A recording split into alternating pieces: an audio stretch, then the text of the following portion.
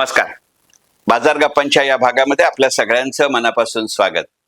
अर्थसंकल्पाच्या निमित्तानं या मालिकेतल्या आजच्या भागामध्ये आपण एका वेगळ्या विषयाचा विचार करणार आहोत.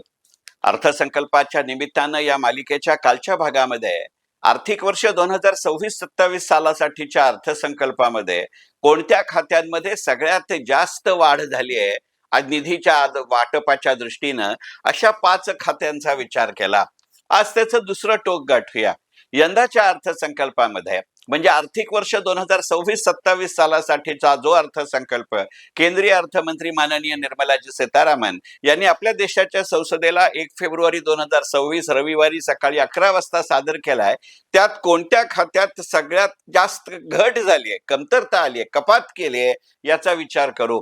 कारण जसं कोणत्या खात्याच्या निधीमध्ये वाढ झाली यातनं एक पॅटर्न आणि त्याचे संकेत आहेत, तसं कोणत्या खात्याच्या कपात निधीमध्ये घट झाली असा विचार केला. ही घट झाली विचार करताना लक्षात घेण्याजोगी गोष्ट अशी आहे की यंदाच्या अर्थसंकल्पामध्ये त्यांना पैसे दिलेले नाहीत असं नाही, पण गेल्या वर्षीच्या अर्थसंकल्पाच्या तुलनेमध्ये यांच्यात कमतरता आली आहे का, याचं उत्तर हो असं आहे. आणि मग लक्षात येणारी गोष्ट अशी आहे की या यादीमध्ये की ज्याच्यात सगळ्यात जास्त घट झाली आहे असं खातं आहे कम्युनिकेशन. ती 21% वाढ आहे. इथे पहिला मुद्दा लक्षात घेण्याजोगा आहे की ज्याच्यात वाढ झाली आहे ती पहिल्यात जास्त वाढ असणारं कॉर्पोरेट अफेअर्स मध्ये 333% वाढ झाली होती, पण घट होणारं सगळ्यात जास्त घट झाल्याचं प्रमाण 21% आहे आणि ते कम्युनिकेशन आहे. याचा अर्थ कम्युनिकेशनचं महत्व अधोरेखित जरूर करायचं आहे, परंतु सरकारच्या सातत्यपूर्ण भूमिकेमुळे आता केवळ सरकारी गुंतवणुकीवरती कम्युनिकेशन हे क्षेत्र अवलंबून नाही, त्याच्यामध्ये खाजगी क्षेत्र हिरिरीनं पुढे येत आहे, हे लक्षात घेण्याजोगं गणित आहे.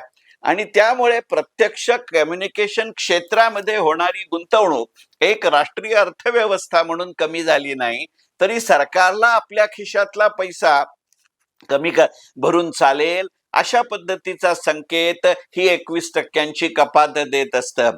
म्हणजे अजूनही हे क्षेत्र आमच्या रडारवर आहे, पण ते येणाऱ्या काळामध्ये खरं सुरुवातीला तरी पब्लिक प्रायव्हेट पार्टनरशिप म्हणून आणि नंतर शक्य झाल्यास पूर्णपणाने खाजगी गुंतवणुकीतनं चालवायची सरकारची इच्छा आहे असा संकेत ही 21% कपात देत असते. यातनं या क्षेत्रामध्ये तंत्रज्ञानाच्या स्वरूपात, कौशल्याच्या स्वरूपात, कारागिरांच्या स्वरूपात, पैशाच्या स्वरूपात, बाजारपेठेच्या स्वरूपात, काही करारदारांच्या स्वरूपात, काही टेक्नॉलॉजीच्या स्वरूपात अशी गुंतवणूक सरकार करू इच्छितं, हाही एक संकेत मिळतं, हे लक्षात घेतला पाहिजे. कारण अर्थसंकल्प असं म्हणत असताना प्रामुख्यानं त्यातली आर्थिक किंवा भांडवली तरतूद अशी गणितं असतात. मग कम्युनिकेशन सारख्या अत्यंत महत्वाच्या आणि आजच्या काळाचा अग्रदूत म्हणता येईल अशा क्षेत्रामध्ये सरकार 21% कपात करत असताना असं एक दुसरा संकेत असा देत असेल की अर्थकारण आता खाजगी क्षेत्र सांभाळू शकतात आणि आता सरकार या क्षेत्राच्या अर्थकारणाच्या पलीकडे जात त्याच्या तंत्रज्ञानाकडे जाईल का याचाही विचार करावा लागेल आणि याचं उत्तर कदाचित होकारार्थी असू शकतं. कम्युनिकेशनच्या खालोखाल ज्याच्यात घट झाली आहे तो 14% घट असलेला लॉ आणि जस्टिसचा विचार आहे. आणि त्याच्याही पेक्षा अत्यंत महत्वाची गोष्ट म्हणजे की कम्युनिकेशन मध्ये 21% घट होत असताना लॉ आणि जस्टिस या कायदा आणि न्याय या विभागासाठीच्या निधीमध्ये 14%, 13.8 अगदी नेमकेपणाने सांगायचं झालं तर अशी घट होत असताना एक्सटर्नल अफेअर्स म्हणजे परराष्ट्र व्यवहार याच्यामध्ये सुमारे 7.5%, अगदी नेमकं सांगायचं तर 7.4% घसरण होते. ज्या वेळेला एक्सटर्नल अफेअर्स मध्ये 7.4% घट होते त्याचे थोडे गमतीचे संकेत असतात. कारण अलीकडच्या काळातल्या विशेषतः 2022 नंतरच्या काळातल्या अर्थसंकल्पांची चर्चा करताना अनेकदा गमतीने का होईना, कुजबुजत्या स्वरात का होईना असं अनेकदा म्हटलं गेलंय की हा अर्थसंकल्प नेमका कुठे बनला, आर्थिक खात्यात बनला, अर्थ खात्यात बनला की विदेश खात्यात बनला. म्हणजे budget is presented bye E, हे बरोबर. पण ई म्हणजे economics and economy department or external affairs department? कारण एकंदरीतच जागतिक अर्थकारणावरती जागतिक राजकारणाचा आणि धोरणांचा जो प्रभाव अलीकडच्या काळात वाढलाय, त्यात परराष्ट्र व्यवहाराची भूमिका ही मोठी वाढली आहे. आता त्याचा एक विशिष्ट टप्पा गाठल्यामुळे नाममात्र का होईना पण त्याची कपात करणं कदाचित सरकारला धोरणात्मक दृष्ट्या आणि आर्थिक दृष्ट्या शक्य असेल. याचं दुसरंही एक स्वरूप आणि कारण असू शकतं की आता प्रत्यक्ष अप्रत्यक्षरित्या एक्सटर्नल अफेअर्सचं काम एक्सटर्नल अफेअर्सच्या मदतीनं पण त्या विभागांची खाती सांभाळू शकत असतील, अशी ही गणितं असतील. एकंदरीतच गेल्या 12-13 वर्षाच्या मोदी अर्थकारणाच्या प्रवासाची दिशा पाहिली तर जाणवणारी गोष्ट अशी आहे की त्या क्षेत्राची अँबॅसिडरशिप आणि त्यातनं निगोशिएशनशिप करण्याचं काम हे त्या क्षेत्रातल्या कंपनीला कार्यरत करणं, उद्युक्त करणं आणि त्या दृष्टीनं त्या कंपनीची कार्यक्षमता वाढवणं हे मोदी अर्थकारणाचं वैशिष्ट्य आहे. हे पटो न पटो याच्यावरती कौतुकही होऊ शकतं, टीकाही होऊ शकते, पण असा पॅटर्न किंवा आकृतीबंध जन्माला येतो. आता तो एक्सटर्नल अफेअर्सच्या अलोकेशन मधनं अधोरेखित होतो का, याचा विचार केला पाहिजे. एक उदाहरण देतो की आपल्या असं लक्षात येईल की संरक्षण खात्याला गेल्या काही वर्षांमध्ये आपल्या देशाच्या अर्थकारणामध्ये आणि धोरणात्मक पावित्र्यामध्ये प्रचंड महत्वाचं स्थान आहे. पण आता या विषयाचे करारमदार, या विषयाची चर्चा सरकार प्रत्यक्ष करण्यापेक्षा संरक्षण खात्यातलीच क्षेत्रातलीच company BEL, Bharat electronics limited, ही मोठ्या प्रमाणावरती करत असते. असाच प्रयोग यंदाच्या अर्थसंकल्पामध्ये ऊर्जा क्षेत्रामध्ये आरईसी म्हणजे रुरल इलेक्ट्रिफिकेशन कॉर्पोरेशन आणि पीएफसी म्हणजे पॉवर फायनान्स कॉर्पोरेशननं करावं अशी अपेक्षा जन्माला आली. इतकंच नव्हे तर अर्थसंकल्प सादर व्हायच्या आधीही आणि नंतरही एक चर्चा आपल्या देशाच्या व्यावसायिक क्षेत्रामध्ये फार मोठ्या प्रमाणावरती सुरू आहे आणि ती म्हणजे आरईसी आणि पीएफसी यांचं विलिनीकरण, मर्जर होऊन ही कंपनी मोठ्या प्रमाणावरती ते काम करेल. म्हणजे त्या क्षेत्राला एका जागतिक पातळीच्या दर्जावर आणल्यानंतर त्यांच्या चर्चाही त्यांनी करायला सुरुवात केली तर त्या प्रमाणामध्ये विदेश खात्यावरचा भार हा कमी होतो आणि असा भार कमी होत असल्याची एक पोचपावती म्हणून नाममात्र का होईना पण विदेश खात्यावरच्या खर्चाच्या निधीमध्ये घट असा तर संकेत यातनं देता येत नाही ना. म्हणजे धोरणात्मक पवित्र्यापासून पवित्रात्मक धोरणाकडे आपण आता जाऊ. धोरणात्मक पवित्र्यामध्ये सरकार असतं, पवित्रात्मक धोरणामध्ये त्या क्षेत्राची तंत्रकुशलता असते. हा शब्दांचा खेळ नाही, हा प्राधान्यक्रमाचा आणि त्या क्षेत्राच्या कार्यक्षमतेचं गणित आहे, हे लक्षात घेतलं पाहिजे.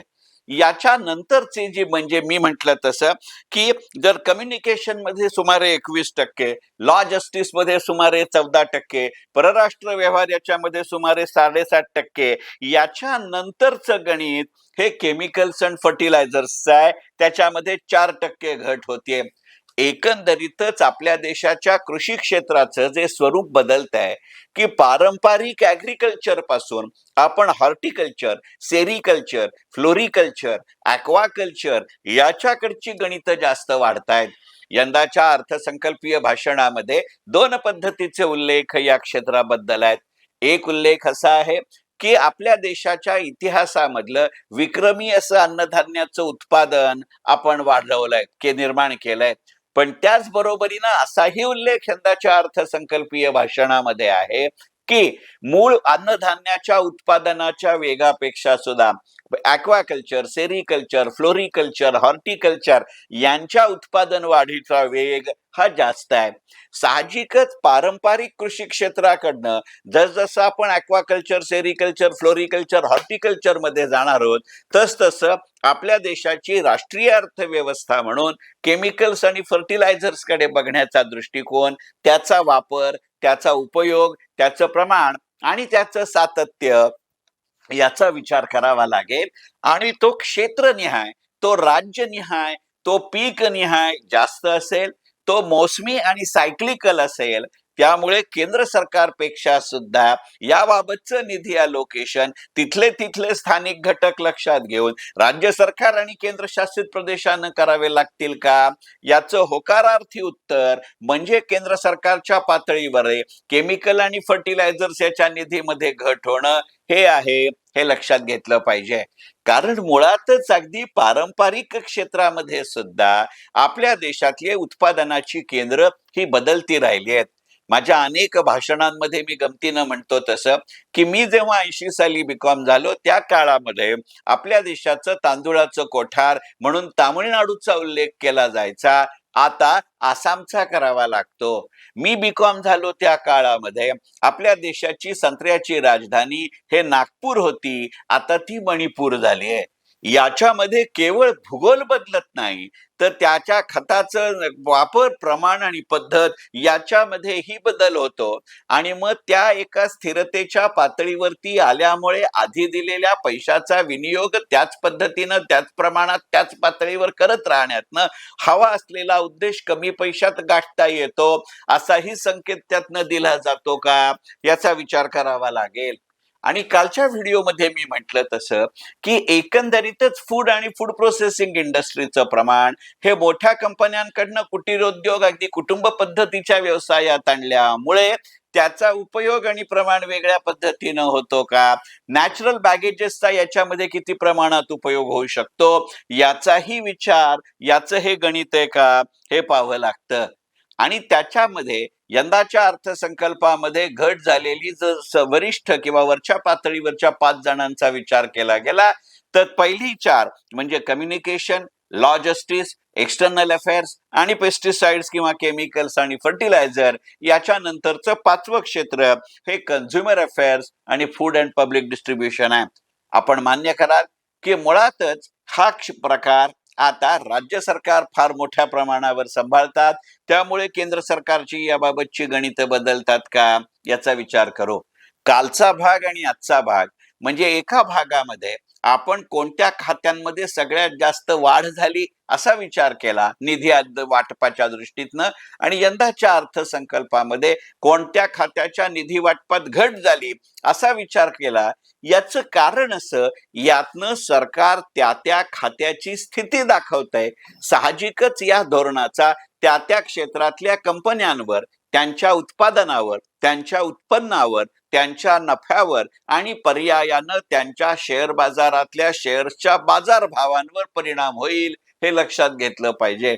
म्हणजे माझी जितकी सर्वंकषता तितका माझा नफा जास्त, तो वेगवेगळ्या टप्प्यावर वेगवेगळ्या प्रमाणात होत राहण्यानं त्या कंपनीच्या लिक्विडिटीमध्ये होणारा परिणाम याचा विचार करावा लागेल.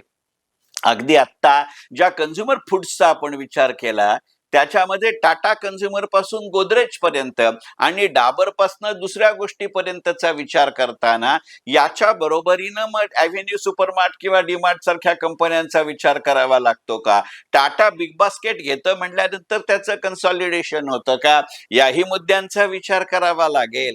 त्यामुळे कालचा किंवा आजचा भाग हा केवळ सैद्धांतिक नाही तर तो पूर्णपणानं व्यवहार्य आहे आणि म्हणूनच ही मालिका अर्थसंकल्पाच्या निमित्तानं मनपूर्वक धन्यवाद.